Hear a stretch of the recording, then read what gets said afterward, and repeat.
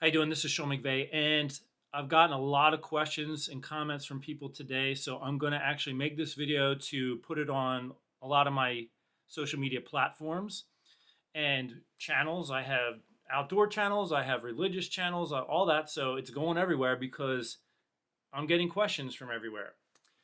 People are incorrectly thinking that the Pope has essentially approved same sex marriage. That is not what happened, and it's being grossly misrepresented in the media.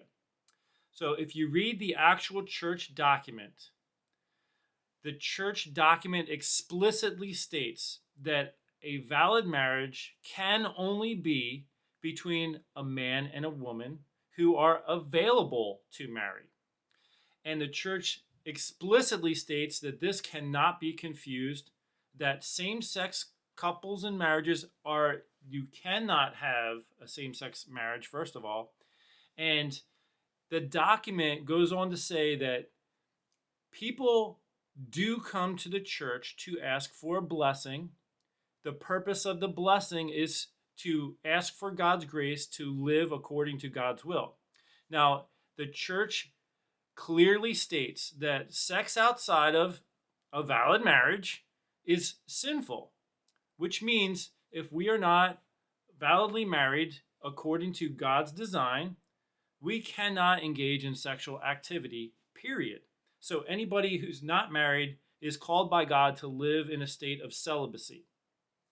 Even in a valid marriage, there are many couples who live in periods of celibacy where they don't engage in any of those types of activities for discernment purposes, such as if they discern it's not appropriate to bring a child into their life right now, whether it's a financial issue or maybe a health issue, then they can abstain from physical intimacy, if you know what I'm saying, during the time of the woman's monthly cycle where she is fertile, which means they're living a period basically of celibacy every month.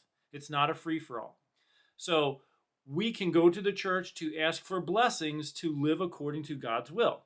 When it comes to a same sex couple, if they are trying to live according to God's will, so they're not living together, they're not, engaging in those physical activities, and they're trying to ask for God's grace to live that, they can ask for a blessing. And in rare circumstances, for pastoral discretion, a blessing can be given to live according to God's will. So, what the document is actually saying, if a same sex couple wants God's grace to help them live celibacy and appropriately according to their way of life, they can ask for a blessing. And in rare circumstances, for pastoral discretion, a blessing can be offered. That's basically the reality of what the document is indicating to us. So this has been grossly misrepresented in the media. So I think people are getting the impression that to receive a blessing means you're getting an okay to live the way you are. That is not at all what the document states or what the document means.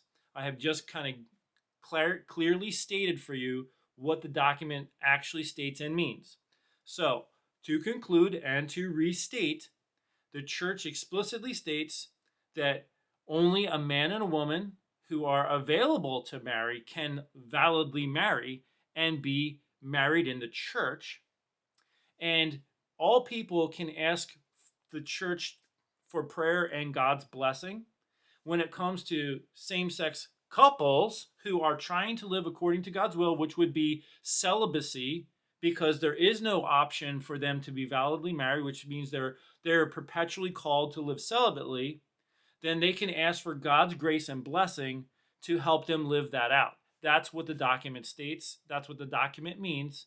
And it's being totally misrepresented and abused in the media. So read the document yourself, and you have to understand the official church teachings on these things to really understand what the document is communicating. So thank you for tuning in. I hope this clarifies it for a lot of people. God bless you.